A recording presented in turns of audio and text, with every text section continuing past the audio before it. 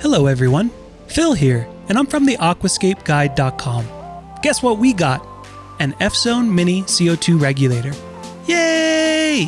These mini regulators are great for small paintball tank CO2 setups. We added CO2 into our Fzone Nova Clear and thought it would be great to give you guys a step-by-step guide on how to set up a paintball tank CO2 system with Fzone's mini regulator. We love paintball tank setups, as they are smaller and a little cheaper than larger CO2 systems, which makes them great for smaller aquariums. The last thing you need is a big 5 or 10 pound tank sitting next to your 2-gallon nano. We can't wait to show you guys how to set all this up. But before we start, we need to make sure that we have everything needed to build the system. So let's look at that.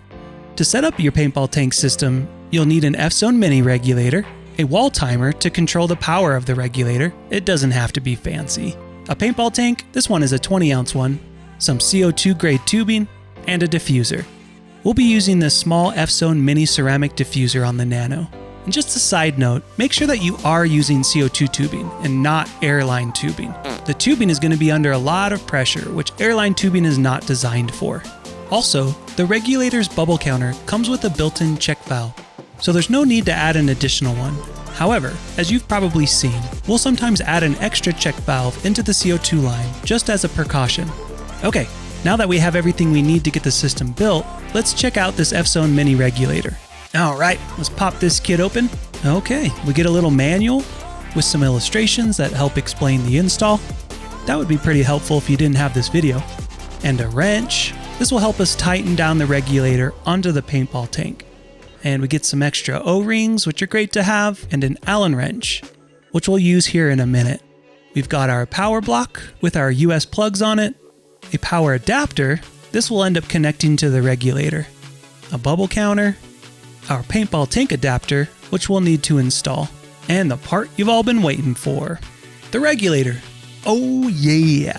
Look at this kid. This little guy is the star of the show, and what controls or regulates the flow of CO2. Okay, let's get this bad boy ready for use. The first thing we'll want to do is swap out the adapter at the bottom of the regulator, so it fits our paintball tank. It comes with the larger CGA 320 adapter on it, and we'll need to switch that out. As you can see, this alternative adapter is the one we need on the regulator. So how do we do that? We need to get this little guy off and put this new one on. I'll show you. If you look into the bottom of the regulator, there's a space for an Allen wrench inside. If we unscrew this, it allows us to take the adapter off. It was a little difficult, so I used this small hole on the wrench to gain myself some leverage, and pop! Comes right off. Okay, now we need to screw this kit on. And I'll also use the wrench to help get it really taut. And the paintball tank is sealed properly. I'll also make sure that the needle valve is closed by turning it clockwise. And we'll talk about the working pressure gauge here in a second. Now, let's add our bubble counter. This can just be hand tightened down. I did fill it with water, as you can see. All you need to do is unscrew the top cap of the bubble counter, fill it halfway with water, cap it up, and you're good to go. Easy enough. Okay, let's take a look at this working pressure gauge now. This is the pressure in which the CO2 will be released out of the paintball tank. Most ceramic diffusers will need at least 30 to 35 psi to work properly. So I'll go ahead and set it just for a little more than that. We can increase the working pressure of the regulator by turning the big knob on the top of it. We'll just slowly open it up until we hit around 40 psi. The working pressure needle will move only if the paintball tank is full of CO2, and will show 0 when the paintball tank is empty. Okay, next we gotta get power to this kid. There's a little plug on the back of the regulator where we can plug in our power adapter. Note that there are some teeth on the adapter, and those will need to go upside down on the bottom of the plug to make sure it doesn't disconnect itself. So we'll plug that guy into the regulator, connect the adapter to the power block connects into the timer, and then the timer into the wall. We'll give you guys a resource here in a second on how much CO2 to inject in the tank. But next, let's build our CO2 line. This part is pretty simple. First, we'll take our CO2 tubing and push the diffuser onto that. Yeah, that's good. Next, we'll unscrew the topmost cap of the bubble counter, push it on the end of the CO2 tubing that will be connecting to the bubble counter, push the CO2 tubing onto the bubble counter's nipple. Yeah, I said it, nipple. And then tighten down the cap. This will ensure that we have a tight seal with no leaks.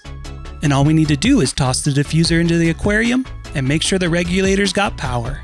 Again, there is no on-off switch on these regulators, so we'll use the wall timer to turn it on and off at specific times.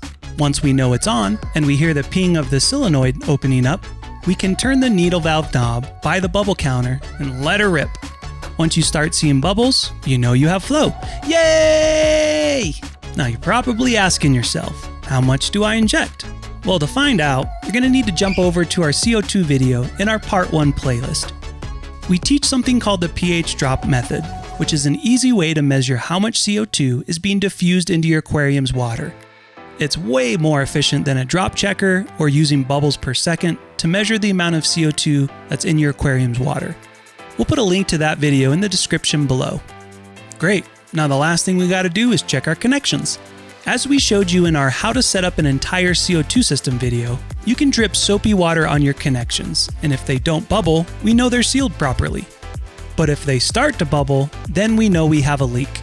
Go around real quick and check all your connections with soapy water to make sure nothing is bubbling. And that's it. You have a full-blown CO2 paintball tank setup. Try to say that 10 times fast. Let's do a little recap. Gather up everything you need to get this kit set up, which is an Fzone mini regulator, a wall timer, a CO2 paintball tank, CO2 tubing, and a diffuser. Change out the adapter on the regulator so we can screw in our paintball tank, fill up our bubble counter with some water and screw it to the regulator, set our working pressure to around 40 psi, connect the power adapter to the back of the regulator and to the power block, plug the power block into the timer, and then the timer into the wall or power strip. We'll then connect our CO2 tubing to both our diffuser and the bubble counter. And then all we need to do is make sure it's got power and turn that needle valve to start the flow. It's funny because when you look at it in a recap like this, seems pretty dang easy, huh? And here you might have been all nervous about setting one of these up, but we got you. Plus, your plants are really going to love all the extra carbon in the tank for growth. Look at our tank. It was really struggling and we could tell it needed CO2. So it went from this to this in a couple of weeks after injection. And you know we were using the ASG fertilization kit just to make sure our plants had everything they needed to be happy and healthy. All right, I gotta go mix up another batch of ferts. If you haven't seen that video, definitely need to check it out. But I gotta run. Later, scapers.